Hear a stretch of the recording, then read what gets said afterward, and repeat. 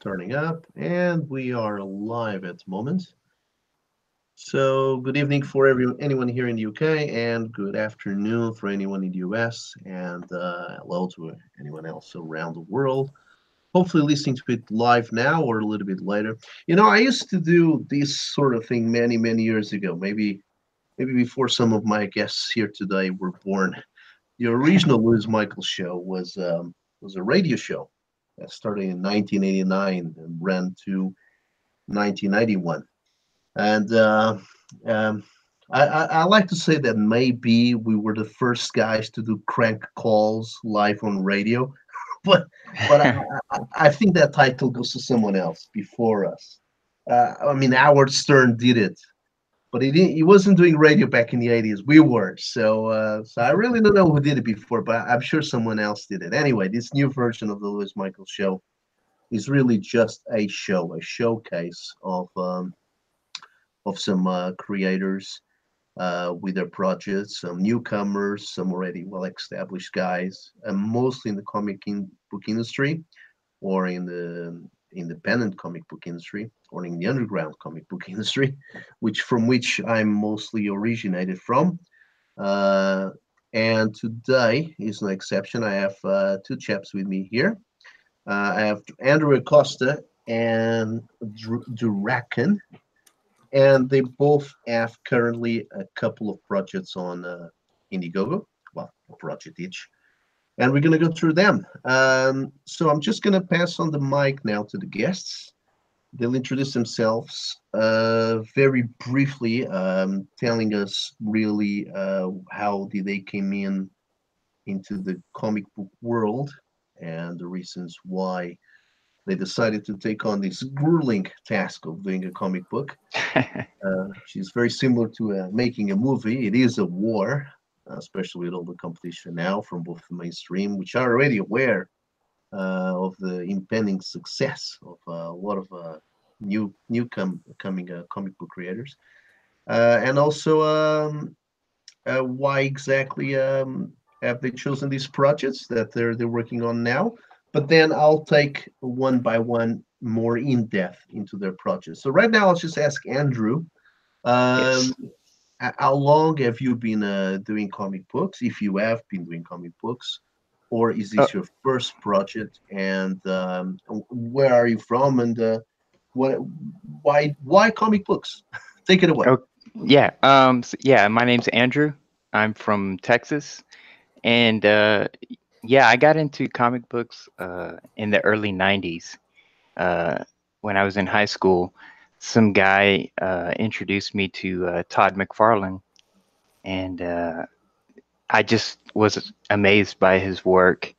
And but I liked drawing way before I got into comic books, but I was more into the classical drawings, like the old masters. And but when I just saw the comic book art, the sequential art, it just blew me away. And so I've been in comics since 90s, 92, 93. But I kind of dipped out, kind of like at the end of the 90s. I fell away from comic books. I just, just regular life, I guess. But here recently, with the whole independent comic surge coming back with the Comicsgate and everything, uh, it got me back to drawing comics again. So yeah, this is my first project, um, Swarm, and yeah, that's what it Awesome. is. Well, I started by saying that maybe I've been doing these things since before my guest report, but I can see Andrew is probably a chap around my age after all. So Yeah, he's been dedicating himself to the comics since the early 90s. So that's very right. similar to my experience. And you are both the creator, writer, and the artist of your project. Is that correct? Yeah, this is a one man show. That's my brand that I work under is Hermit Comics because I'm a bit of a hermit, so I just keep to myself, and Aren't we so I all? yeah, so I basically do everything. I wrote the story back in 1998, and then yeah, I draw it and color it, letter it, Awesome. everything. Okay, we'll go and have a look at the fruit of all that labor, but now we're gonna just pass the mic to the Racken. The Racken, the other guest that is with us here today, has something else in Indiegogo. In this case, it's called the Veil War. I was listening a little bit to your interview with John Mallon, Yeah. and you kind of already explained the whole thing there. Obviously, some of the viewers of this show they kind of cross pollinate with John Mallon's show as well. So you might end up having to repeat a little bit of the story that you gave him. But in any case, if you want to introduce yourself to this audience here, and Oh, just then very briefly tell us if comics is something you've been dealing with for some time. I mean, comic book making, and if not, what made you decide to do such a thing? Take it away, then. I'm Dragon. I'm from Michigan. Uh, I've been doing world creation of some sort or another, and for my entire life. Before I can even remember, I used to draw. I don't draw anymore, though. And me and my friend back when we were young, we were sort of inspired by Dragon Ball, comic book movies, all like that. We wrote our first stuff back then and tried to submit it to the now defunct UPN. Don't know how far it went, but we did that. Sorry, you This like mentioned who exactly? Who's that imprint? UPN. It's a show thing. It's a TV show company network. You Oh, know, all like right, Fox and all like that. all right, okay. It was for we were trying to, as like 10-year-olds, we were trying to get a show made that was similar like to like Power Rangers. All right. At Uh, 10, at 10, yeah. you were in your little okay. Well, just like Andrew Acosta said, we're all hermits, and we all try to have shows done at 10 years old. So okay, it's all in the family. Carry on. Well, no, we actually had a people look at UPN. They said Oh it was wow. good. It just wasn't put together well, obviously because we were young, and also because my friend is messy and always kept on messing stuff up, and I was a perfectionist at the time. So All right. yeah, he didn't tell me that he was gonna do that, but anyways, this idea comes from 2003, and it was originally like I'm a world builder more so than anything else, and I like to put things in the context of what does this world what medium does best suits this world. So um, if it best suits a game, then I like games. I'll design it for a game. If it best suits comic, I'll design it for a comic. Um, and well, I had the idea, and it just like I had money back then. Um, then didn't have money after a while, and it went on the back burner. I read comics. I got into comics in around 96, with Legends of the Dead Earth because that's what was available at the time, but didn't have much money to buy that stuff. Again, around 2003, I got into manga. Been reading that most of the time since then. 2011, DCUO was coming out, and I read. I was like, well, I'm going to create a character in this MMO, so I'm one of those people that want to be as thorough as possible with backstories and stuff. I was like, he's gonna have the mentor of Batman, so I should go read everything I can read on Batman. So I went and read all of the back issues from 1985-ish to present day of all Bat Family characters. And then Right. 2013 hit, and it totally turned me off with comics. And I haven't read comics since then, pretty much. Mhm. Right. So you Uh, must be a creator. You must be a writer. Then I can understand that. Yes. yeah, I was going to school for animation for a time, but that burned me out, Uh-huh. So so I you've don't quit. draw anymore. Right. You've quit on the art side of it. You're just Yeah, dedicating yourself to the actual creation of the world building, as you called it. Right. yeah, Well, as I did mention, I heard some of your story, John Mallon's. Back to your projects, though. I have seen the Indiegogo pages. I have briefly browsed both of them. But we will be doing, well, I'll be doing most of the discovery now live with you guys and for the viewers as well. So I'm going to go back to Andrew and just start screen sharing the swarm, if you don't mind. And you can just take us briefly through the campaign just to show the tiers that you have, the pledges there, and ex basically explain to whoever is Okay. interested in the project. All right. There will be quite a few. What actually you have there on offer. I hope everyone is watching this now. And Yeah. that's the top of the page of the swarm. I will be scrolling down as you tell us basically what the swarm first of all is about. And I'll just go here to some of the art you have here on show. And then you Right. can tell us what is on offer. Go ahead. All right. Yeah. So Swarm is basically a story that was inspired by Resident Evil 2, the game. So I wrote this way back in 1998 when the game came out. So it's basically two high school students that happen to show up late to school, and they kind of discover that their school has been overrun by these zombie creatures. They're not exactly zombies in the traditional way, where they eat flesh. They're just dead, but they're covered in beehives. So it's the beehives that are like animating them.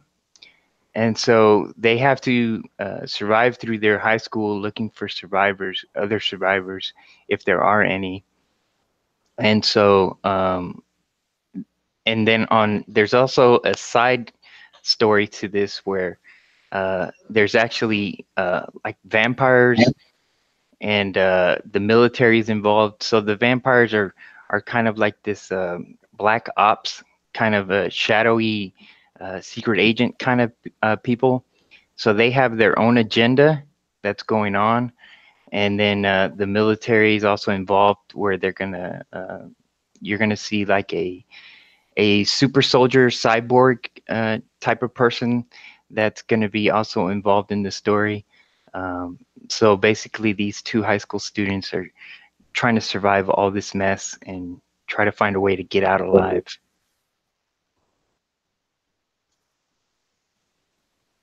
So yeah, um, the first tier,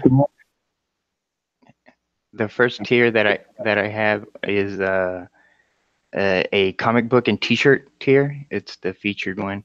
Um, the T-shirts are going to be provided by Crypto Fashion.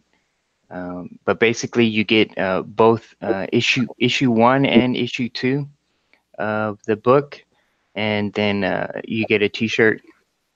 I also have one of the featured items there is you can choose whether you want the books autographed or not.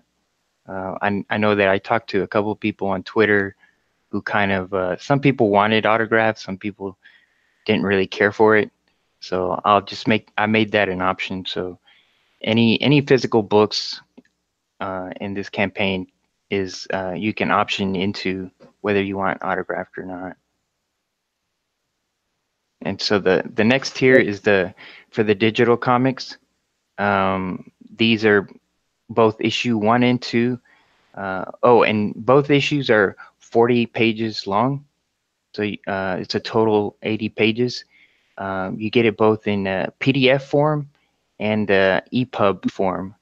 So anybody who has like a digital e-reader or even your iPad, your iBooks app works great with EPUBs. So you get that page animation with the EPUB format, which is really cool. All right. Sorry. To explain, what exactly is this EPUB? Because I heard about this once before, but it's Oh, the first time I've ever seen this on. yeah. So it's just a format. It's like, you know, how PDFs and then you have Word documents, and it's just a format. So EPUB is basically um, a format that only opens on e-readers. Right. So like I don't know if they're still around, but the Nook, the Barnes and Noble Nook, Right. or the Amazon. I know Amazon had one. The Kindle. Kindle. Yeah, the Kindle. Yeah, but it's I know that I use it on the iPhone or my iPad because they have the iBooks app, and so the iBooks app opens EPUBs. So, and it's really cool because instead of like a PDF where you scroll Yes. to see the pages, well, with the EPUB, you actually flip the pages like a real book. So it gives you that page animation on the iBooks app.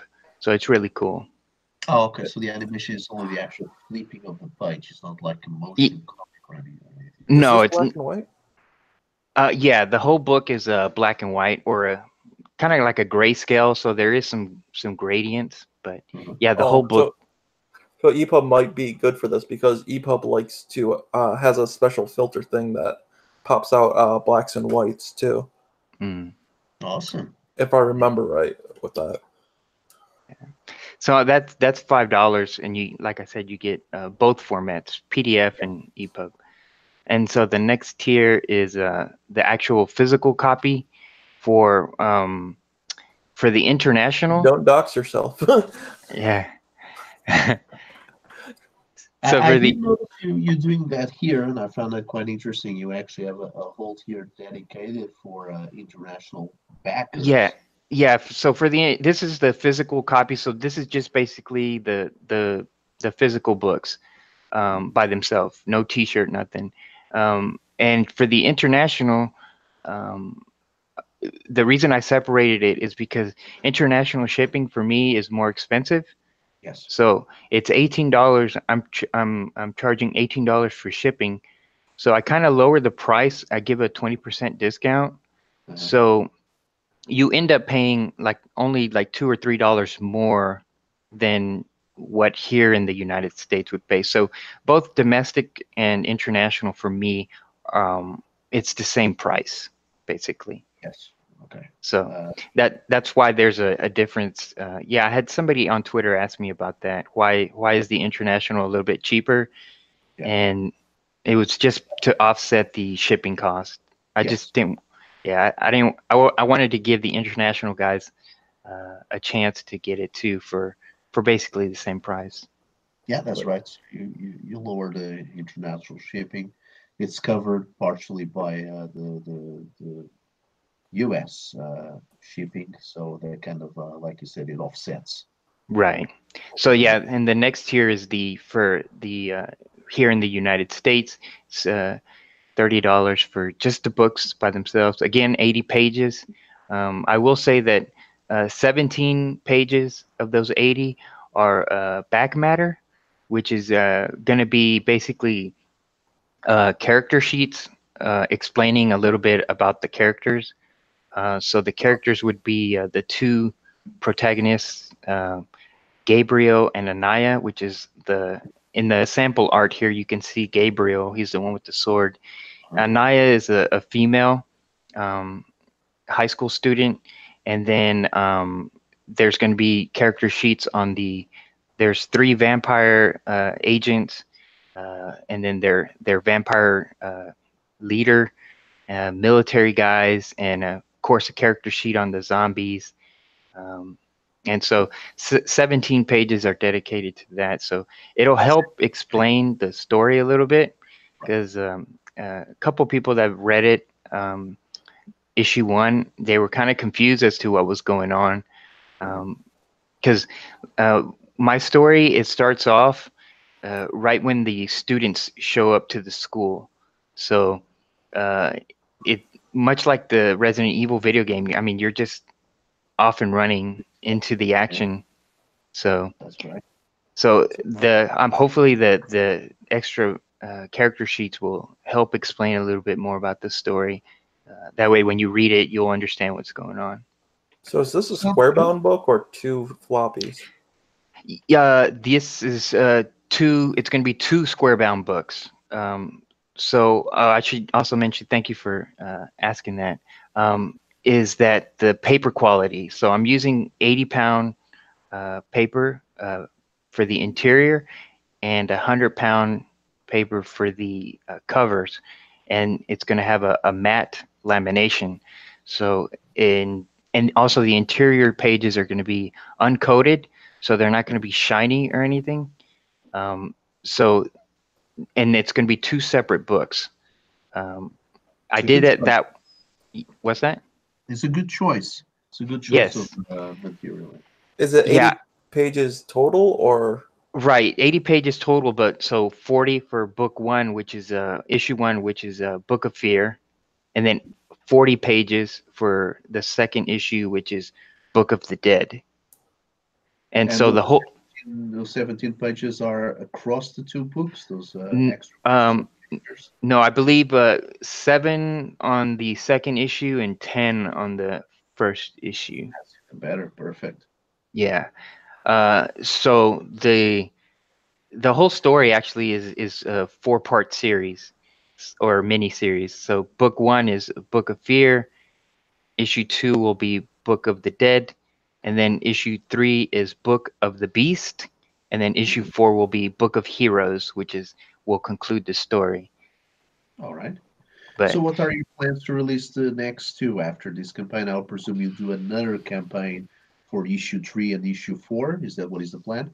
that is the plan. No dates yet. I'm still working on finishing up issue 2. So, but yeah, because I'm the only guy. It takes me a while to draw this up or to create it, really. But I mean, as far as the story goes, I have the outline already done. It's just when I get down to drawing the pages, I kind of sometimes I move stuff around or I add a little bit more pages. So it just depends. But yeah, so I don't have a fixed date for issue 3 or 4. So Right. Okay. Anyway, that the question that the Rakana asked you was actually going to be my next question, which you already answered. So there are two books with spine, 40 pages, yes. but about 30 pages really of the story, and then the other ones just complement with the character sheets. And now let's go down to the technical aspects of this. Is this all done digitally, or do you work traditionally? Oh, this is all digital. I Right. do this all on Clip Studio Paint. Um, yeah, Clip Studio Paint lets me have all the tools I need to do a lot of this coloring and lettering and Right. drawing it too all together. The gray scaling, and then you Yeah, do it. yeah. All right. Okay. You have a couple more tiers here. One offering a print. Yes. Is that right? Yes. So there is the print. There's an international also again, so it's discounted. But you can get the comic books, which is both issues and a print. It's an 11 by 17, kind of paying homage to Resident Evil. It's down at the bottom there. After the sample pages there, you can see it's basically I pay homage to the Resident Evil 2 game, the cover to the game, where it had both characters just being surrounded by zombies, Uh-huh. and then the school in the background there. So that's going to be 11 by 17 on 100-pound paper with a gloss, so you guys can frame it or whatever you guys want to do. Awesome. I was obviously curious about this project for the simple reason that I was trying to determine if it was a straight up horror, if it was more of a kind of classic sci-fi, Mm. 50s kind of style of Yeah. screenplay, tongue in cheek, because obviously there's the premise that you already explained that the zombies are actually just people animated and controlled by the beehive. Right. I would say they were the zombies, how I call them zombies, ZOMBEE, are more body snatchers than flesh eating zombies. Right. So yeah, Your Your character mentions Raccoon City. Is that an actual thing in the world, or is it No, the game in the world? no, yeah, that's my little nod to the game. So that there's a couple. I put little Easter eggs in there that go back to the game. Like this page that I was just working on yesterday. I put that little the T virus, the spiral cylinder thing from the movie. Right. And I put that somewhere in the background. Then of course the little keys that you have to collect in the game that have like the diamond, spades, and heart and clover, the club keys. So there's like little Easter eggs here and there that pay homage or a little nod to the game, which was the big influence for the story. Right. So it's really is a nod towards video game storytelling. So he's more like only Right. action oriented. It's what is it? What now? Is it mostly action-oriented story, or will they have also drama in it? Because it seems to follow very much the pattern of the game, as you were explaining. Yeah, I know. I like to think of it more as like a mystery because, like again, like the game when you were playing the game, you had to like solve clues and stuff. So I kind of did that for the book as well. Um, like these first 5 pages here, that's as action as it gets, right? There's nothing too grotesque or it's not really gore that I was going for. Mhm. So the story is them trying to figure out if there are survivors left and how to figure that out. So it's not I mean there is action, but it's not over the top action. Um, and there's mystery. I see. I'm trying to be careful as to not spoil too much. Yes. For example, you don't want to answer the question of, since you have bees that are infesting bodies, and that's what's really is causing the zombie apocalypse in this one. Like with all zombie apocalypse, the goal is pretty much to survive without being bit. In the case Right. here, you have bees, and they can get in your mouth or your eyes or your ears. So the question then is, how does that work? Okay. Yeah. So, well, I do mention this in the first issue as a prologue, but it's just text. I don't show it. Mhm. It's actually an alien that has crash landed near the school, Right. and so this alien is turning it turned the students and teachers and the residents around the school into these monsters. Um, Now, as to why the alien's doing that, I don't want to spoil too much, but it's actually the story has elements of sci-fi, supernatural, um, horror. I mean, it has a mix of a lot of things. All right. Right, but what I Uh, mean is that you have these characters running around Right. completely exposed, and their weakness is they're going to get infected by the bees. So is Uh, that part of the mystery right there? As how's yeah, that the as yeah, as how the people became infected, or they're not really infected, but because it's not an infection. Like I said, they're body snatching. So they're capturing people, taking them somewhere, hmm, and they're being transformed into this. okay. right. Yeah. But once they're transformed, that's it. There's no. Well, Yeah, I they're mean, dead. No, they're dead. Yeah. yeah, they're dead. There's no coming back. Right. Okay. Well, I Yeah. mean, obviously, we'll have to leave some of that, some of those secrets for people to discover by themselves once they order the book. Right. And is there? I believe there's a couple more tiers here where you're actually offering.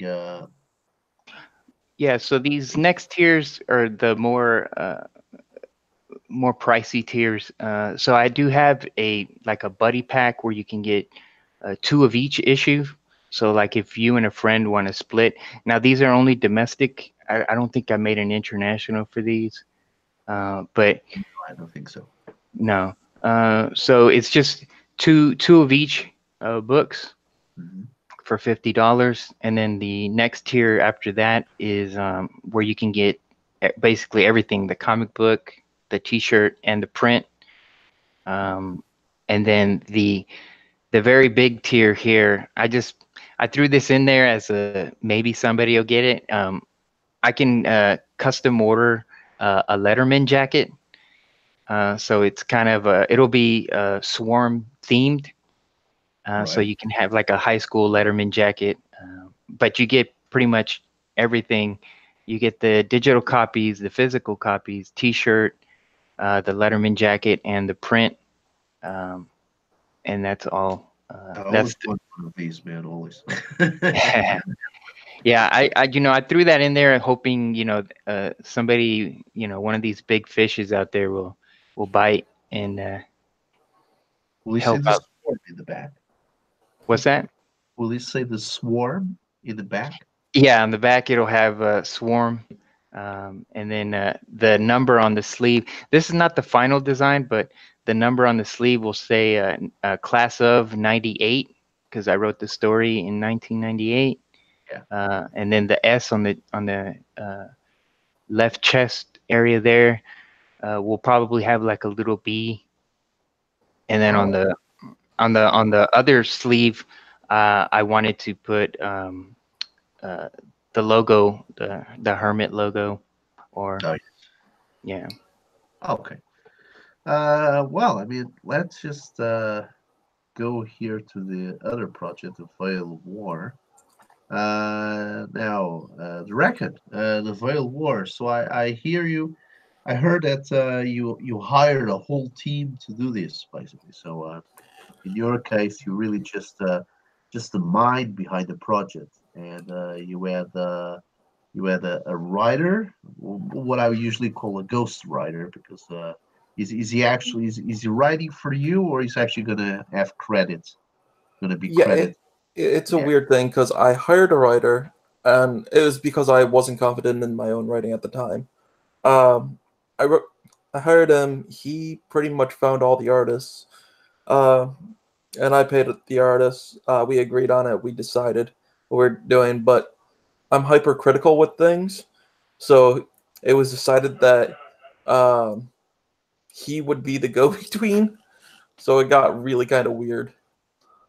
Uh, but none of the people will be credited unless I have confirmation from them because this was like 8-10 years ago when I was working on this, and like I don't know their positions with anything or whether they're in the industry. Some of them I know are in the industry, some I don't have any idea where they went, and I don't want to screw up their whatever they have going on. Right. You know, So you come out Comicsgate and that could really put a black mark on your stuff. okay, well, so let's let's So, just take this step by step. So the art you have here on show, this is conceptual art done by a team some years back. Is that what I am the, understanding? the line art is all being used. It's the colors that have to be redone because the colors that you're seeing right there, that was the test page. Um, and the colors from that particular guy, Right. he we hired him for 8 pages, and all the pages that I got uh, from him through the writer are all low res. And if I was ever sent the high res files, I have no idea where they are. But Hmm. even if I had them, I would still want to go back and Right. uh, redo them just because styles have changed and you don't want to have too much inconsistency. Right. Okay. So these were actual. Okay. So these were actual pages of the proposed finished book. Then these ones here that Yeah, we're looking at in these color. were panels. These are panels somewhere in the book. Okay. So scrolling down here on your campaign, just before we go on the tiers and you explain what you have on offer, I was very impressed by this inked art. I presume this is all traditionally made as opposed to the previous project, the Swarm. But correct me if I'm wrong. And believe yeah, I so. was impressed by these inks. Then I see here this collared job, which looks like it was almost like his hand colored. So it's pretty sure it's digital, but it's a really nice technique here. And then back to your inked pages. Now I'm not sure if it is the same artist in all of them, but these two, The two black and white pages, right? those are from the first 16, 17 pages. I forget the exact count. It's like 18 pages, and it's all from the same guy. And then the colored page that you see is all from the second artist and goes is all the other pages. Okay, so explaining exactly what you have on offer here, it's a 46-page comic book, and you do have, Story pages. right. Okay, so you then further down, you basically explain what we were talking about here just before, which is the goal is to finish funding the comic, uh, and it's almost all the interior line work is complete. You only need a few touch-ups, and then you need to do the lettering, a cover, and the colors. Is it a stretch goal? Because the book has Yeah, the colorist will be a stretch goal because that's like pretty much the entire cost of another book. right. Okay, and so going back right here at the top, you have a 3,000 goal, and that 3,000 then is to complete the black and white pages, lettering, and printing, and that's it. The book is done, and you're ready to give away the copies. Yeah. Obviously, then, as you just mentioned, if it goes above this, then you have a chance to do the yeah. So that's basically it. Yeah. Yep. Okay. So now let's go on the story then. What is the Veil War about then?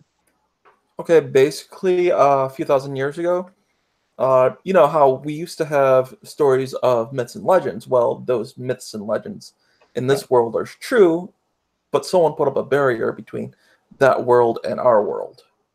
So the monsters that we all used to believe were there, they used to actually interact with us regularly. It was the same world, same everything. But once that barrier was up, it was split into two worlds. And that then going more towards the present, but back like 20, 30 years, a uh, I forget the word. Not a kid. It's a kid who has lost their parents. An orphan. I'm stupid sometimes. Okay. An orphan finds her way into the world of the myths, and she's found by Merlin, and she's taught to be a sorceress. Right. She comes back to our world, and she becomes a politician trying to save our world. She thinks our world is messed up, Right. and so It is a good opportunity then to have a lot of mythological creatures. Is that what you're aiming at? Like have people from gods and creatures from the old Greek myths and Egyptian lore and Viking lore? Is that basically the intention? Without wanting to spoil anything, is that mostly what you're where you're going to? um, in the future maybe, but right now it's just orcs and goblins and characters from like King Art, not characters, but knights that would have existed in the medieval fantasy era. There's elves. We're Classic. not Yeah, myth. talking like the gods in there yet. Uh, if there are gods, if we ever introduce them, they're not going to be so hyper powerful that they're actual like impossible to defeat. All right, so it's Um, mostly sword and sorcery kind of fantasy yeah, and stuff like that. All right, okay. yeah, but And basically the entire thing is her trying to get the veil to be taken down and for her to take over the world to for fix it. her to take over the world. To fix it. Oh, to fix it. Okay. So that's where the name the Veil War comes from. So the Veil really is this curtain that separates both worlds, both dimensions, isn't it? Yeah. Right. This is an isolated story, is a one-off story because you get almost to 50 pages here. Also, I will ask you the same question you're asking about the Swarm. Is this going to be a book with with a little spine in it, or is it going to be saddle stitched? It's settle stitched. It's supposed to be an ongoing, but because this is so far in the past of when I was creating it, and mainly the reason I want to get this done is basically to take the profit and put it into my more current ideas, which I actually wrote. All right. If this is popular and everyone likes it, then I'll revisit it and release the next issues and finish it up. But if it's not, then I guess I'll just forget about it, I guess. I don't know. All right. Okay. So you just But want it to get depends on what. Yeah, it just depends on what the actual results are. All right. Okay. Well, let's go through the tiers here. So I do have the entire I have an entire story written out for like where it's supposed to go at 27 pages of like plot synopsis, right. Okay. Got it. which So is you really have, long in comic book terms. yeah, you have enough material for how many more issues then if they're all Yeah. about the same size? Yeah. 5 more issues? 6 more issues? Probably a lot longer than that. Right. Oh, I'll call it books at this point because obviously there are quite a lot of pages here, about almost 50 pages. So Yeah. so you I also have line work for the next 2 issues.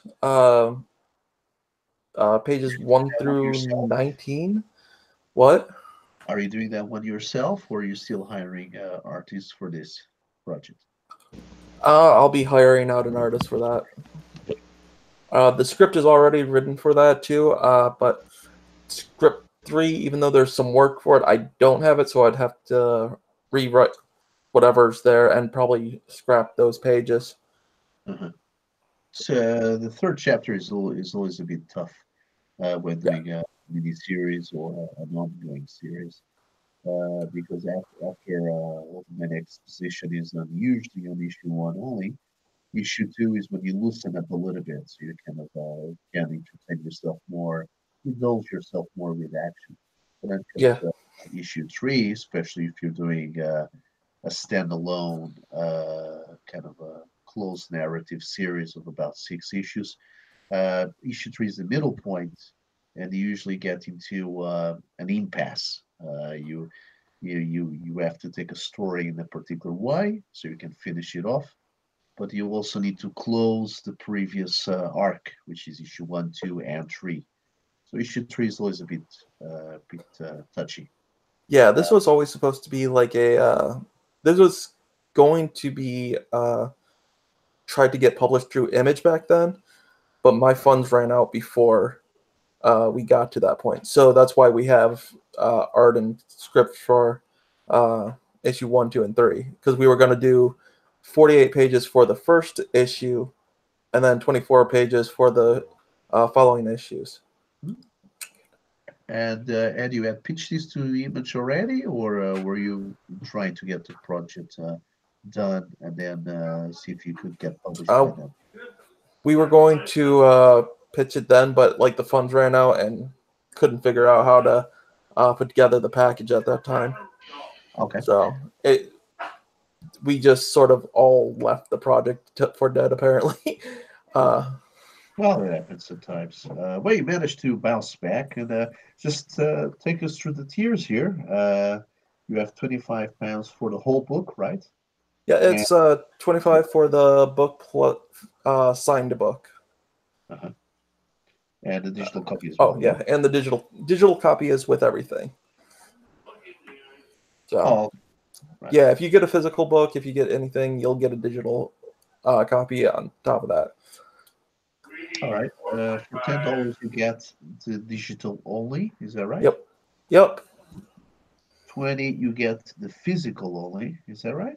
Yep, without a autograph. Without the autograph and without the digital, yeah? Yeah, I wouldn't have included the autograph. I'm not that pompous and arrogant to include it, but people are like, I want your autograph. So I was like, okay, I'll do it. All right. Okay, but just to clarify that the $20 tier of the physical copy is Yeah. The $20 tier is just the physical copy, and the digital copy, no autograph. The $25 tier is the same thing, but with an autograph. right. But what I was about to get to is that here this $5 difference, I will probably mostly put it down to the digital that you're offering, right? Because you're not putting a $5 fee on your autograph front. Hey, I have to do that work. Yeah, especially if you get a lot of people ordering your book. I mean, it takes time to sign books. And from everybody that I was talking to on Twitter, I kind of asked them, hey, do you guys want an autograph or not? And the majority of people were saying that they do want an autograph, but they don't want to pay for it. And then some people say, yeah, I'll pay a little bit extra. And some people were like, no, don't put anything on my precious book. They don't want it signed or anything. So there's a variety of people, but yeah, if you're going to autograph, and especially if you get a lot of people ordering your book, it takes a lot of time to sign those books. So it's Well, not, that is it's, true. That is true.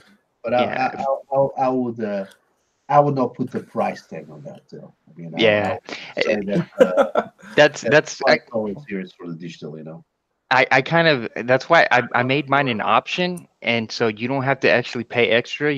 And I was anticipating that people were going to say no, but so far all the people that have ordered my book they want an autograph. So I'm kind of like, oh, now I have to take time to sign my name to all these books, because you got to remember, every time somebody orders one of my tiers, they're getting 2 books.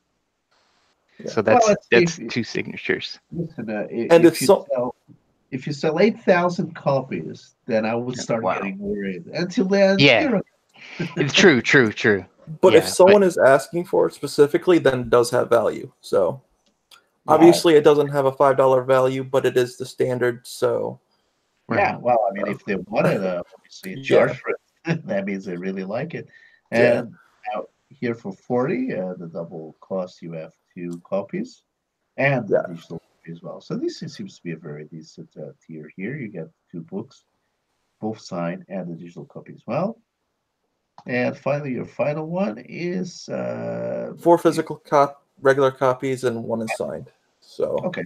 You probably could say this is probably a chance for a retailer now. This yeah. 5 here, mostly aimed at that, and you don't have any merchandise similar to what the Swarm is doing. Any T-shirts or any physical prints, anything like that?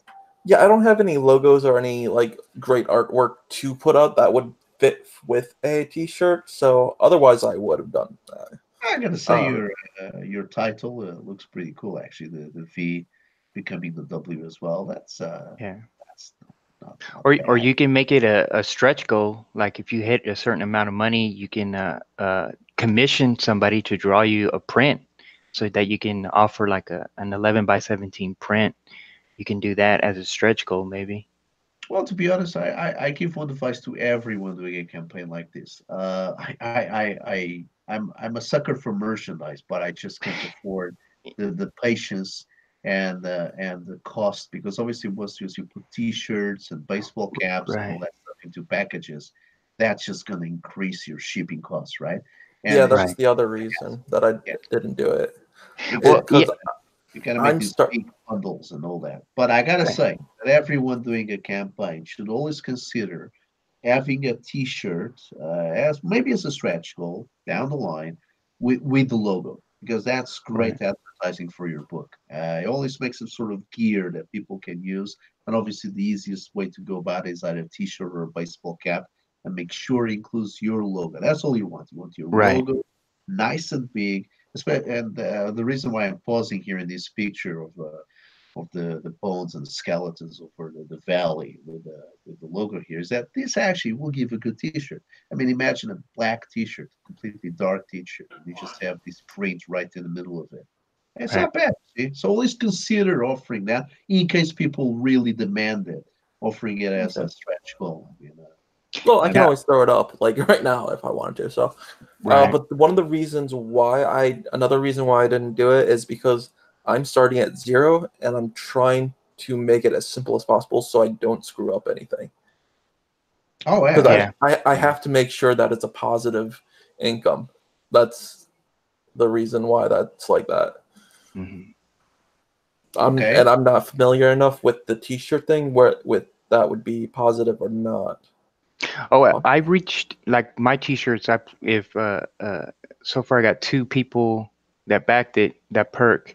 I emailed Crypto Fashion, which is what Ethan uses for his, and so does Mike Miller.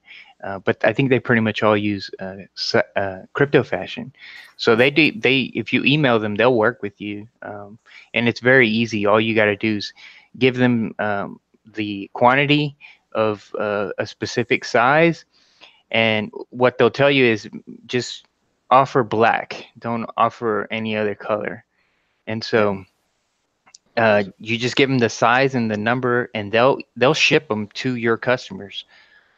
So one of the reasons, like if you look on my page, you won't see T-shirts for international, and that is because if I had offered the books and the T-shirt for the international people, they would be paying 2 times for international shipping, one of the T-shirt and one for the books. Yeah, it's So a pain in the ass. yeah, so it became too expensive. That's why the comic book and T-shirts only offered for domestic here in the U.S. And I do apologize for that, but it's because the discount is to offset the shipping of the books, and then it's already included the shipping of the T-shirt into the price of the tier with the comic book and T-shirt for me. So and like I said, it's not that hard. I mean, you just email them the list, and they'll take care of everything. They'll print it, make the shirts, and mail them out to your customers. Oh, Yeah. that's cool. Yeah. So, And and like I said, you might want to add that as a stretch goal, maybe some T-shirts, but it's up to you, of course. Okay, yeah, I'll look into it. Yeah. Yeah. I mean, he gives like Andrew was saying, you can always add a stretch goal anytime you want to the campaign. Right. Just bounce around the idea. If somebody thinks it's cool, you might have people wanting that here together with the book instead of anything else. So Yeah. just now, go I ahead. was Go ahead.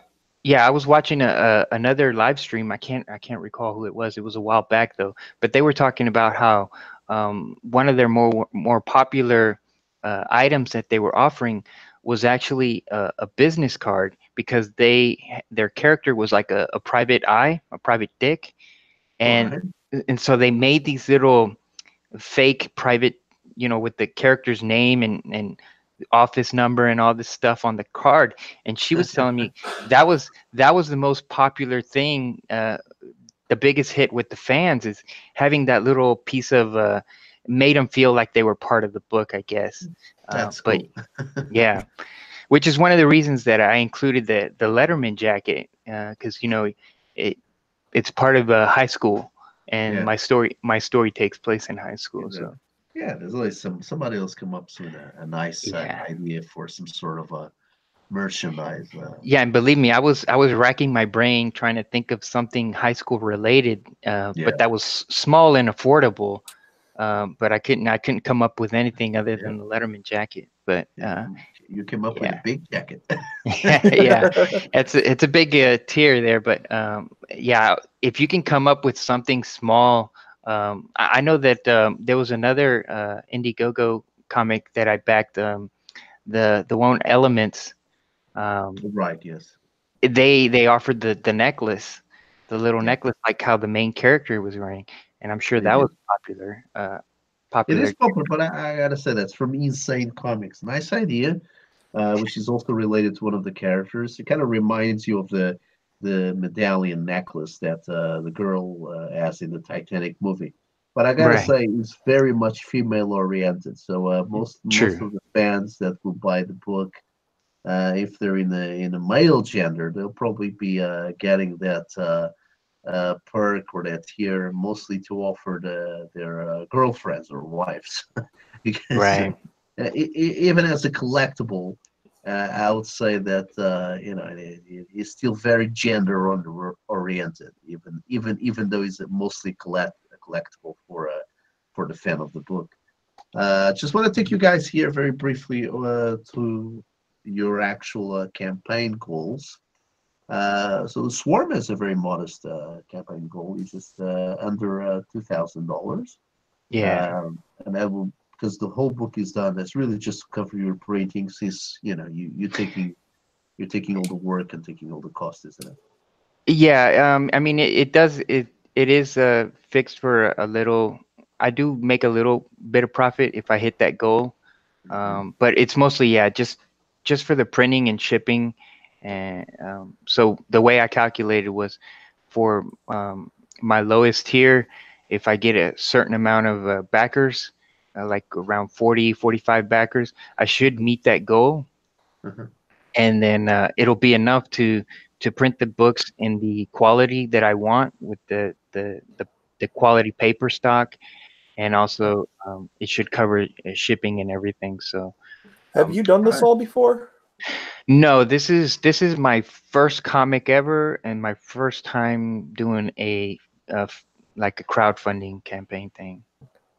Awesome. Have you figured out who you're going with for printing? Yeah, they're actually based in the UK, but I think they have a source here in the US in I want to say Michigan or something like that. I'm not sure, Right. but That's interesting. I wasn't aware of any of the printing houses here having a subsidiary yeah, in the the the US. That's good. the company's called Mixium, MIXUM, something like that. I don't know if you can look them Museum. up real quick. Uh, I would probably just I can have a look at that later. Maybe drop Right. it under the link of the video if anyone would be interested of checking them out. Yeah, it's Um, mixam.com. mixam.com. Okay, Yeah. definitely have a So look at that. Yeah, I never heard of them, by the way. I haven't heard of them. I'm constantly looking for right. the best deal. Yeah, I mean the best thing is to just ask for paper stock samples, and so they sent me, a couple samples of their paper stock, and it for me, because I compared them to Print Ninja, Right. and the pricing that they offer is a lot more affordable than Print Ninja. Really? Yes, and they also offer lower. You can get lower print runs also, because I think Right. Print Ninja you need a minimum of 250. Yes, it tends to Yeah, be that. and they They're don't quite good become for Infusion profitable ones. until 500 copies sold Right. versus the other So ones. So yeah, so this company here, I mean, you can get one issue printed. Now it won't be offset print. It'll be digital print. Mm. It won't wait until you get a certain quantity count, then they'll send it to their offset printer. But Mhm, mhm. if you're under, I can't recall the quantity, but I want to say like if you're below 500, it's going to be digital printed. Yes. But you can get those low quantity orders if you want. Yeah, I'm pretty sure they're doing. I mean, you mentioned that they have a kind of a satellite printing shop in the US. I'm pretty sure all Right. that will be done directly from there to you. I'm pretty sure they would be shipping from here to there. Otherwise, that would increase your costs straight away. Right. Yeah. Yeah. So I Anyway, you have a very good choice of stock. Anyway, you got a 80. Is it GSM or pounds for the pounds. interior stock? Right. Yeah, it's pounds. Um, I don't know what and that is in the. it's well, it's similar. It's GSM is a little bit more, isn't it? So it'll be 100 GSM. It's still a very light stock, and he's not glossy, so he's a matte Uncoated. Yeah, uncoated, right? it's yeah uncoated. and for the cover, you have the matte as well, and it's Yeah, 100, so it's just slightly harder than the inside, and that's right, nice. That's nice. You have right, a sturdier cover, so obviously you can have the spine without being right. too heavy, and it's perfect for 40 pages. Yeah, that's a very nice. That's actually I suggest that for most of the guys wanting to do a project for the first time. Well, unless you Mm, really want to go and get rid of it and just get it out of your way, you do everything in the same stock and make it gloss digital. It's the cheapest thing, and that's it. But if you really want your project to come out nice and right. look And that's special, that's good to have yeah, that's to have because matte. since I've had this story in my head for so long, I wanted this book to be really nice. I didn't want it just to be like a common comic book. I wanted it to be something that I could be proud of. So yeah, that's Absolutely why I chose, higher quality than normal for the paper stock. nice. Well, first of all, you do it for yourself, and then after that, if you're happy, then do it for everyone else. It's up Yeah, to you. yeah. Now you have 10 days left on the campaign. How long was the campaign for? I set it for 30 days. All right, okay. I would say as well. I mean, I'm not here to judge your guys' campaigns or projects, but whenever I see a little gap, I just throw in a suggestion. I learned that myself because I've done these campaigns before, and I suggest everyone to do a long campaign. Obviously, these guys on Indiegogo and Kickstarters, they will suggest to you to do a short campaign, 30 days and 40 days, because those are the campaigns that get more noticed. But Mm. that's bullcrap. That's them trying to get people to do their campaigns, cash in, and get out, basically. So Right. I advise everyone to do the longest possible campaign. It's going to give you more headaches, it's going to give you more work, but it's going to give you double chances of people to actually find your project and back your project. I mean, come on, we're all indies here. None of us has the backing of a multinational or a major corporation. So Right. if you want to be noticed, believe me, the longest the better. So 60 days, take it. I mean, the big guys are having 60 days. Right. The big names in the industry that have 20, 30 years, 40 years of career, they use 60 days. So don't be shy. Use the 60 days, which is, I believe, is the maximum they offer, isn't it? Just use as Actually, much as yeah. you Yeah. can.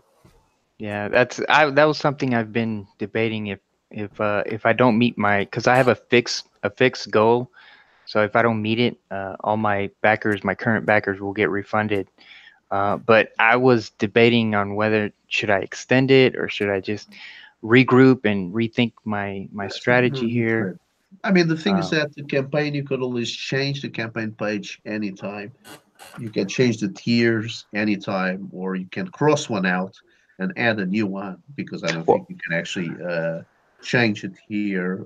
Cost you can add something to it, but you cannot change the cost, especially if someone has already backed that particular tier. But you can always change the format of the page. And besides, hmm, any day that your campaign lasts for is 24 more hours of opportunity that you have to plug the project, plug. And to be honest, I've learned that the guys that manage to make the largest amount of money in these things are the guys that incessantly don't stop promoting. I was advised a few years back when I first started considering going on crowdfunding. I was posting two, maybe three times a week, kind of an advert to the pre-campaign, and the guy told me, "Listen, when you start having people sending you private messages saying, buzz off, don't talk to me anymore about your campaign, that's the moment you know that you finally are getting to people. Because if you're not getting feedback of people actually sending you death threats saying, do not talk to me anymore about your campaign, you're not getting anywhere. So don't be okay. shy to really sensibly plug the bloody thing, to people's ears, and constantly tag the campaign and constantly tag the project. Do not feel bad about it because Yeah. believe me, the guys that make the 20 grand and the 30K and the 50K and so on, they do that. Believe me, they do that nonstop. They're all over the place and they're not shy about it. They don't take prisoners. They don't give a damn. So, Yeah. you see, for example, a lot of times I invite guys here on the show. and they're a little bit too coy, a little bit too shy. And I had a couple of guests actually in the past that I was quite keen in having their project. Their project came and went about 8 months ago. There's a little bit of noise there. I don't know if there's any chance. That was my dog. I would advise anyone that have a door to close the door behind them. But if it's not possible, it's not possible. But as I was saying, I had some guys at a project. I honestly can't remember what was the project, but I was very keen in it. I wanted to bring them on my show, and they just didn't want to do the whole press conference kind of thing. They didn't want to. They didn't want to waste, I don't know, time because they seem to be quite flexible for time, but they just didn't want to invest into actually plugging the project. Obviously, the project came and went. Nobody went for it, which was a pity. It was a very nice looking book. So I say, I mean, anyone listening, don't be shy. Don't be shy to plug the project. Don't be shy to come on these things. Yes, it might be a small channel, but any avenue is a possibility of gaining a few more coins, so to speak. Right. A few more shekels. Tell you a dirty little secret. YouTube chat blocks out .com address links. Right. But Indiegogo has a .me address link that you can get in their draft stuff, their extra stuff, which is https://igg.me/@/whatever your title is. Right. I have that. You use that and it doesn't block it. Oh, so that works in the super chat things? Anywhere. You can just chat. You can just put it in the chat, and they can't block it. Well, they can block it, but it's harder to do. Right. Yeah, because I noticed if you do that, if you put like a .com in the chats, it'll reject it. It won't let it go through. Yeah, that's because their algorithm has already picked up that it's a .com or a .net. Right. But .me is not that much used. So. Yeah. Yeah, that's one of the things that I've noticed, when I was I've already got issue 1 finished, like I said, and man, I thought that was the hardest thing in my life was to make the whole book, issue 1. And then when it came time to promoting it, I mean, that was like 10 times harder than making the book itself. Exactly. It's work. Yeah, it's I never thought because working a real job in a company, they have like a marketing division, and you always hear hey, the company's sending the marketing division to Hawaii or wherever, and I'm like, what the heck? We're the grunts here doing all the work, and all they're doing is just putting flyers out or whatever they do. And they're getting all the preferential treatment. But now I know, marketing is no joke. Yes, It's really hard to get people to take time out of their day just to look at your project. And I get it. Time is valuable. It's that was the biggest thing that I've learned about creating a comic book. The hardest thing is marketing your comic book, because I don't know, it seems like it like in the 90s I would pick up a book that I'd never even heard of just to try it out because why not, but now it seems like comic books just don't sell themselves. You have to have like some kind of gimmick behind them. Yes. To really get people's attention. And I guess it's because now we live in the YouTube world where everything's they want video, but so the world's changed, but it's marketing. That's really, really hard. Don't forget the gimmick, which is very well said. It's good to have a gimmick to help promote. But the gimmick itself can be your premise. The premise of your book can be so original that it becomes a gimmick itself. Right. But yes, you gotta have a good-looking book. You gotta have a solid product. You gotta have some sort of platform. So basically, I advise everyone to get on every single platform out there. It doesn't matter how thin you spread yourself, but get yourself out there. And then yes, and then you gotta plug, because that, like you were saying, all major companies invest a lot of money in advertising. So these Yeah. commercials, these posters all over, these billboards, and yes, it's a huge chunk of money for any production. For example, a movie might cost 500 million, and probably 250 of that it's for advertising alone. And people kind of think, nah, no way, get out of here. No, it's true. Yeah. It's No, true. it's usually 200 million. actually the reverse ratio, where if the movie costs like 500 million, then the advertising budget is like a billion. Yeah, Yeah. it could possibly happen. Yeah. It's a lot of money. So obviously, being indies, we're up against the wall, and against the between a rock and a hard place. Right. And we need Have to any of put you guys have tried like any advertising on Facebook or YouTube or advertising somewhere else? Like I thought you paying? were advertising on YouTube right now. Well, yeah, I mean, but paying I because would I say yes, if you have the budget for it, inject a certain amount of money.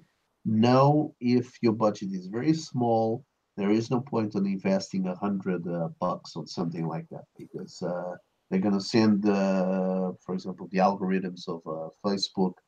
Doesn't matter how you specify where you want your advert for your book to be seen. They will just send it to places like Bolivia and Angola. Honestly, your target audience Mm, is never met. Yeah, They fumble up the whole thing. the thing with the advertising, everywhere that I've actually heard where people track it, it's pretty much useless. But if you're going to advertise, you want to do it probably on Minds and Gab, because they have the best outreach per dollar and all like that. Whereas Facebook says they have the greatest outreach, but what they usually do is they have so many filters on it that you don't get anywhere with it, and you I don't reach as many people. I have to tell you guys, I was involved with companies, commercial companies. I mean, companies that took care of advertising, and I have to tell you that the best way to go advertising in places like Facebook and Twitter and all that is actually getting directly in touch with someone that deals with that in those companies. But that's not for everybody. Not everybody has access to that particular individual. But if you have a right. chance to network somehow and kind of end up paying for a lunch or a dinner to someone, but again, that's a lot of investment. Now, we're not talking about millions. We're not talking about thousands, but it's gonna set you back a few hundreds. So Hmm. if you actually can get to someone somewhere inside those companies, then that simple advert that you want to put on Facebook or whatever it is will be able to be manipulated more in your advantage. And then, yes, the 500 pounds or 1,000 pounds or 2,000 pounds you're going to put in it, because really, honestly, to be blunt, less than that is pointless.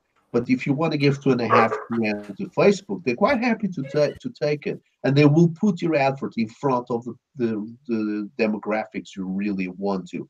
But again, it requires you to get toe to toe with someone inside the company. So you don't need to be an insider, but you need Right. to speak face to face with someone. But again, it's a big investment. Who's gonna want to invest 2.5K Right. to promote an indie comic? Again, if you're putting 50 grand on it, obviously you'll have the budget for that. And it's Right. still a very small budget compared to obviously what Marvel and DC have to invest Oh yeah. monthly into advertising their stuff. I mean, they spend thousands and thousands around the world. So Right. Yeah. And another they thing, have the name brand recognition already. straight Uh, away, that's they have 80 years of yeah. publication behind them. Almost 80 Yeah. years. So, The reason I ask is because since I've started the Indiegogo campaign, I promoted on Twitter, and then all of a sudden I would get these fundraiser promoters adding me on their Twitter, and then they would send me a DM, promoting, hey, you know, if you pay us this much amount, we can tweet it out to like millions of people. I mean, and sure enough, their account has like 4 million followers or however many millions they got. But I mean, I just, what I don't see is the numbers of like what is the success rate of promoting on your page, and is it everything that you promote is successful, or is it certain items? Like, what kind of demographics do you have as far as followers? You know, because certainly somebody who has like a YouTube channel about gaming, you're not going to promote, you know, your housewares on that channel, because they're all about gaming, not buying housewares. So it, and those are the numbers that they don't show you. So I didn't want to spend like $300 on a tweet that is going to reach people who don't even read comics. Not only I that, just you think well, go ahead, man. I just think of it like what are my own habits with regards to like advertising? It's like I don't pay attention to advertising. Why would I expect anyone else to pay attention to it? Same here. Yeah. Yes, I was just going to add, I would be cautious into providing payment details to a someone on Twitter, basically, because Right. I mean, unless those guys have a platform that is organized to take a payment from you outside of Twitter, that's fine. But really, if they're operating just with Twitter or Facebook as a storefront for that well, so-called promotional work, then you have to be cautious because you would actually be providing some sort of payment to someone. And obviously, if it is done over the internet, there's only one way to do it, which is providing your well, your payment details, your card details. I Yeah. would be cautious with that. So I say provide payment to Facebook, yes, provide payment to Twitter, but if there's a page on Twitter that tells you we can advertise for X, Y, and Z amount. Well, you're going to have to provide payment to them. So be a little bit cautious with that. I love these guys on Twitter. They're quite happy to retweet everything you do. And yeah, by Right. all means, like I was saying to the same advice I was saying that I gave to the other guys before, you know, any chances you have to promote your stuff, promote it. Just be Right. careful who you actually end up negotiating with. You don't want to start, well, first of all, you don't want to start spending money unnecessarily, like what we were just talking about, the quality of so-called advertising of Facebook. But also, you have to be also careful because you actually be providing your payment details to people that you really don't know who they are. But Right. before we go any further, we'll hold on that thought about promotion and campaigns and all that. I'm just back here on the Veil War page just to discuss the same thing we were just talking about in the Swarm, which is your campaign goal. So it's also a fixed goal. Yours is a little bit higher. And Racken, you have chosen the 60 days campaign. Is that correct? Yep. I was thinking about doing the trick version where it's like you have it set up for 30 days, and then once it hit 30 days, go to 60 because some people said they had success with that. Because what ends up happening is there's a big spike at the beginning and a big spike at the end. And when you set the 30 days, people think 30 days is the end. So there'd be a big spike in the middle. Right. Yes. Well, I got to tell you, I think that option is available for when you have a flexible goal. Is that right? Oh, you can switch it anytime you want. Is it? Right. Because Yeah. I know that some campaigns, I had a campaign on Indiegogo for 30 days, and they didn't allow me to change it. I think you have to do that. I think it's 5 days before the actual Mm. campaign end date. But even Uh, so, it didn't allow me to change. But a friend of mine had a flexible goal campaign. I had a fixed goal, just like you guys. And his flexible goal campaign allowed him to change. So Hmm. I'm still not 100% sure where and how you can change, but you know, you've done the right decision. 60 days.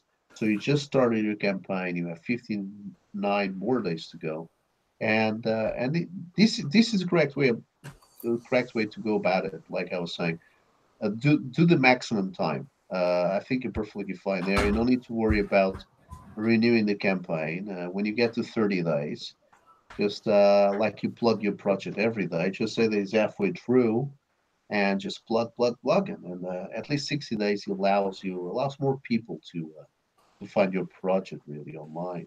So Yeah, I was thinking about doing 30 days because there were just do 30 days and then be done because there have been people that said that 30 days is the optimal, and that just didn't seem right to me. So I just wanted to go with the safe decision with all this stuff.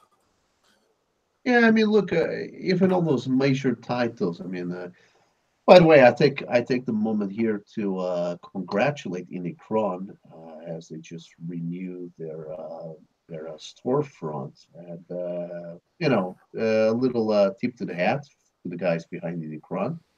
I was planning of actually saying this in the beginning, but this is any good moment as any other one. It's looking very neat. They haven't changed the actual color or design of the page, but they just kind of rearranged things a little bit. It's got the upcoming projects here. So yeah, just a little mention to Unicron, which is a site from where we kind of fished out the projects we're talking about today and many other ones. It's well, now these guys are mostly associated with the Comicsgate movement, but this is Right. mainly a site that I see it as for what it is, which is a conglomerate of independent titles, independent creators, all of them coming here, and basically just shows you the projects, it shows you the teams behind the projects, and then it's got direct links to go on the actual pages where the crowdfunding is being done. So as the name kind of spells it out, Indie so it really is a site dedicated to independent comic books, which are being crowdfunded in Indiegogo. So it was just a little mention to that. And yeah, I'm back to the whole promotional thing. I mean, a long time ago, I was mentioning to a guy, and he had just started publishing a book. And he was doing quite well, and it was in the shops. His book was already on the shelves in the shops. Not published by any major publisher, but he had a label that was taking care of the printing. And I say to him, well, came in the discussion that the indie world, independent comic book world, is really a cloak and dagger kind of place. And and this guy was telling me he never had that experience. And I said, well, you never had that experience because you've been handled by a label. So they said, Right. "Whoa, I dodged a bullet there. I didn't know it was that." So the guy, he was an independent creator, an independent artist, and he's been published, but he never actually experienced the real independent scene. The independent scene that he was in was what I call alternate mainstream, which is was not the Image, not the Dark Horse, not the IDW, but just below that. All those Right. guys that have a nice label kind of backing them up, like Arcana or Ape Entertainment. They're kind of medium to small to medium sized companies. They have proper advertising in place. They have always a presence in all the cons, and they have a presence in the shelves of the shops as well, which has to be bought. The shelf space has to be bought in the shop, like any retail environment. Uh, when we kind of bring that down a notch or two, that's when you really have the raw cloak and dagger kind of independent environment, which is really that's the environment I've always been in, which is guys competing for having that little corner on the counter of a second grade comic book shop, and that's where you're going to have your hash cans. And this never happened with me, but actually I mentioned this example to that particular person that I just quoted. But I've seen this happening, where two independent creators with their little ash can copies, they put it in the corner of the counter of a comic book shop, and one of them actually came behind the other guy, took his titles away, threw his copies out to put his own in that place. That is proper independent comic book making. And then it's been the reality since the 60s and the 70s when these things start being done, all this Right. next generation way of doing all these underground comics and all that. that's proper independent scene. And obviously now there's many more tools. There's professionals getting away from mainstream and coming to the more independent side and giving us a hand, giving us a little bit of a platform. And that's Yeah. all great. But that doesn't change the fact that this is still the same Blade Runner, knife edge, cloak and dagger kind of crap. We still are kind of head-butting each other in this environment here. I mean, right now, back here again on Unicron, you see all these titles, and obviously some of them will have better chances than others, simply because of the teams that are involved. But if you go for all the medium-sized creators, or just like yourselves, one man teams, it's tough out there. It's a jungle out there, Yeah. and that's what I'm saying. And this all correlates to basically promotion. Use every available tool at your disposal. Don't be shy, because the next guy, if he has a chance, he's going to walk over you. That's Yeah, my whole point. that's my huge problem. Is I'm bad at sales because I like to be honest and everything. It's like Yeah. I want to be honest. It's like, yeah, but if you're honest, you're never gonna sell anything. It's like, Right. yeah. Yeah, it's really hard. Like I said, I'm kind of a hermit, so I'm not like I'm an introvert, so I'm not the type of guy that would put myself out there to sell a product. I like just drawing, creating, writing. That's me. But other guys, like Ethan, he's very charismatic. He knows he's an entertainer. He knows what he's doing. He can, yeah. So you saw his success. So people like that, they thrive in this type of environment. But I would say the majority of us is we're a little bit more quiet, more timid, but we're creative. Yeah, that's true. I mean, and that's the thing. There's two sides of the story, isn't it? As a creator, he's just an hermit, and he likes to create, and then just get the product out there. It'd be very nice if he was only like that. It would be very nice if that's all Yeah. he did. And I think about that a lot because just the way the sales for comic books are going down and down more and more. I often a lot of time think of ways to how do I motivate people to start reading comics again, just to read comics. And it's Conflict women. hard. Yeah, it's really hard. I mean, it almost seems, and when I think about it now, even in the 90s, they needed gimmicks to sell comic books. I mean, one of the reasons that I got into comic books, I mean, it started out with the artwork, but then it became a collecting thing. I know that a lot of buddies of mine that collected comic books in the 90s with me, they don't do it anymore, obviously. And I asked them, I was like, when you think back when you were collecting, why did you do it? And they would tell me because they thought in 10 years this number one issue was going to be worth a lot of money. And so that was part of the gimmick that was selling comic books back in the day. Is we all thought if we had enough number ones of Jim Lee's X-Men, that in 10 years we'd turn around and sell them for thousands of dollars, but it just didn't turn out that way. And Yeah, so true. and it That just moved on was to a '90s thing, though. what wasn't.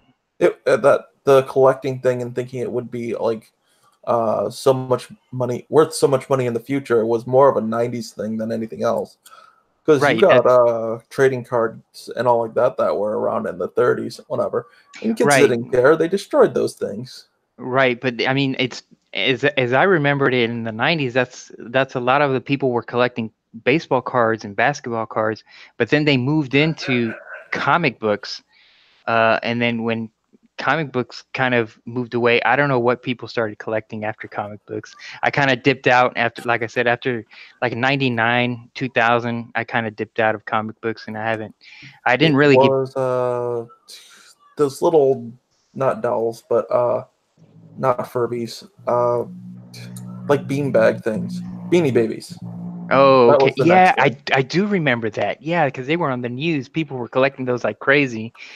So yeah, it was like one thing after another. But yeah, I rack my brain a lot of the days just to think of ways. How do I get people to really want to read comic books just to read comic books? And I don't know. It's just it's really hard. Hmm. Well, there's always a giveaway of a digital download. A lot of creators do that, isn't it? They give like a little prelude to the main book, or maybe Right. sometimes a half or a full issue one. And that's why a lot of people do it kind of an issue zero. So they give a little bit of a backstory. Like for example, you show your characters in those character sheets in the book at the end of each issue, but some guys kind of use that as a mouth-watering reason to then actually buy the series. A lot of guys actually spend a lot of money doing a 50 or a 60 pages book, which they offer completely for free. An Wow. excellent book, an excellent work in the hopes that people will then jump on board for the whole series, which will be another, Right. I don't know, five, six, or 10 more books. But I think that's a lot of waste of good art, give it away completely for free. Yeah, I would agree. I mean, a lot of work goes into it, so I wouldn't just give it away. But um, I could understand it though, thinking, if you give it away, because I've thought about maybe what if Marvel were to give away the digital version of like say they have a new number one coming out, like it seems like every month, uh, but they give away the digital version of that book. And if the digital version is popular, then move it into print and then sell the prints. But I don't know. Hmm. Well, I mean, uh, I, for anyone wanting to know, um, well, I don't have all the answers, obviously, but for Right. anyone wanting a little bit more advice in this kind of situation, I would say invest money in promotional art, similar to what the Racken is using there for his campaign. He has those older color pages. Just Right. invest money in promotional art. Does not matter if it is not painted by the same artist as the interior. So, for example, if Andrew does his book, but then he wants some kick-ass promotional prints or like posters or whatever, but he doesn't want to give himself the extra work to do it, or he has a particular artist in mind, which maybe is someone that he likes very much. Invest in that. Invest in some promotional art. And again, like I said before, and I say it again, don't be shy to plug that everywhere. You're basically literally ramming that promotional art down people's throats and inside Right. their eye sockets is the only way to be seen because really, I mean, you don't have access to the funds that Coca-Cola company has.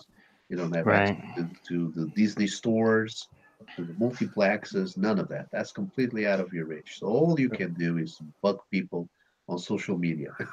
Right. I, And I, the my entire campaign was completely different. I showed it to someone and they sort of yelled at me because I was using the first 5 pages and I was coloring it, and the first 5 pages have like an error that I need to have fixed, and I was coloring it myself, and my colors do not do justice to the entire book, and the first 5 pages do not do justice to the rest of the book.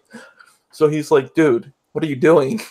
Like, Right. well, I'm trying to be honest, and it's like, no, you got to use the promotional art. Well, I'm not going to use this colorist because, like, he's not the colorist on the book. Like, it's great. What are you doing? yeah, Right. So right. I changed everything around. Even the name was the Crushing Utopia, and he's like, I had always had doubts about that, and then he's like, that's a horrible name. It's too long. I was like, yeah, I guess you're right. So I Yeah. changed it. Yeah, you go. You see, for example, that going by what Andrew was saying earlier on, the gimmicks. Your title itself can work as a gimmick. For example, the Right. Play of War straight away adds more mystery to it. Shorter title, a tighter title, and you straight away are a little bit ambivalent in relation to the story. You kind of think, oh, what does this mean? You know, uh, Right. I would say always, that's a little side note for any creator out there. Don't pick a name that is way too complicated, because if it is a word that could be a really cool word that you came up with to describe your world building. But if it's like xenomorphic, landish, blah blah blah, is something that people will not pick up straight away when looking briefly at the logo. You have a Right. problem. I mean, this is coming from a guy that has chosen the word chromosome to be the title of his book. But that's because there was an old movie by that Canadian guy, the director of The Fly, Cronenberg, which was called Chromosome. So that's kind of related to that, but it's still a Mhm. word that is commonplace. Everybody knows it. So Yeah, if yeah. Chromosome 69 sounds a little bit like a porn movie. it does, yeah. but it's, Yeah. it's but it's not 69. It's 96. Oh, yeah. Oh, 90. You Yeah. see, but there you go. That's the gimmick. You see, that's true. Yeah. It catches your attention. You're already having dirty thoughts about it, isn't it? Well, that's great. It Gets makes you people come. talking. Exactly. It makes you come and see the book. Oh, what is this? Evidently, there's some kinky stuff going on here. Yeah. And then you find out that unfortunately there's no nudity. Yeah. Yeah. But there you Yeah, the go. same thing with me. My title, I didn't have a title for when I wrote the story. It wasn't until I kind of finished the story, then I was like, what should I call it? And Swarm just came to mind. I mean, I could have called it something else, complicated, like you said, but yeah, keeping it simple, something people recognize, uh, that's the best way to go. Yeah. Clean cut, strong name. I mean, the Swarm, obviously, you immediately will, if you're really into bee cinema, and obviously the book with the bees mutating people and taking hold of their bodies will immediately take you back to that. But obviously there's this movie from the 70s produced by Irwin Allen and starring Michael Caine, which is Right. obviously the Swarm, Yeah. and it's Yeah. a crazy movie. But obviously you have seen that, and it will take people back to that. So Right. that's good because you have name recognition right there. Right. It's completely uncopyrightable, so you can use it. I mean, there's Right. even the Swarm, which is another auxiliary character from the Spider-Man comics, which is actually quite a cool character because he's a dead scientist and his skeleton gets reanimated by his own bees. It's actually a very cool, funky character straight out of the 70s. It can only be made in that decade from the Spider-Man Rogue Gallery. And again, it takes you back to that. So good choice. The Swarm, you have name recognition. You might not have brand recognition, but you have Yeah. name recognition. Yeah. So that's two things. Use your promotional art if it is really good, really kick-ass. Don't use the bad one.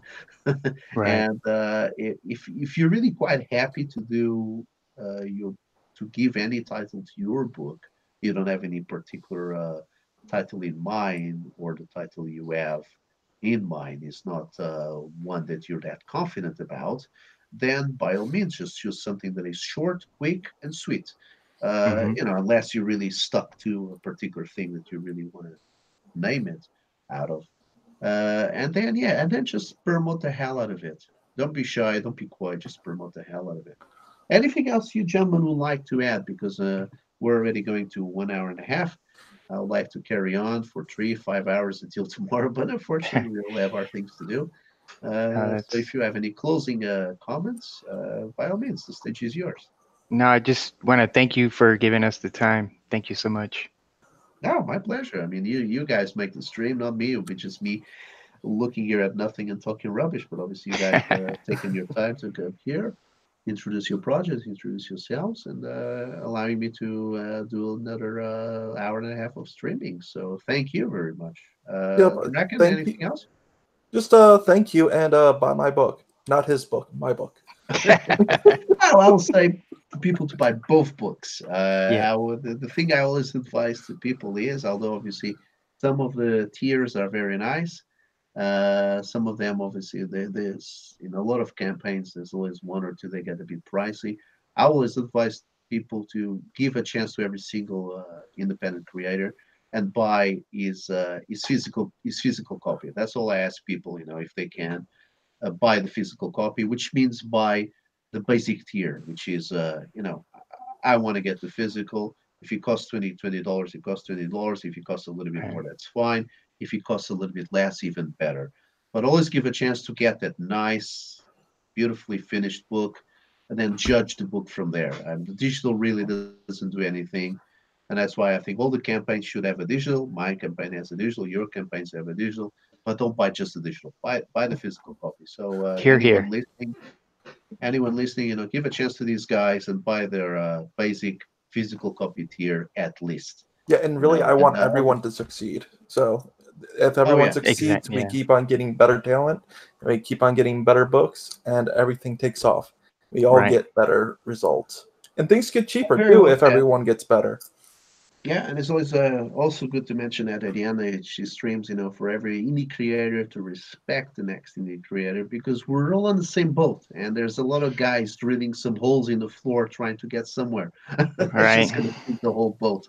So I know I know the world is made out of competition, but it's good at least not to trash your brother in arms, so to speak. So don't Like, trash, remember don't how to trash anybody.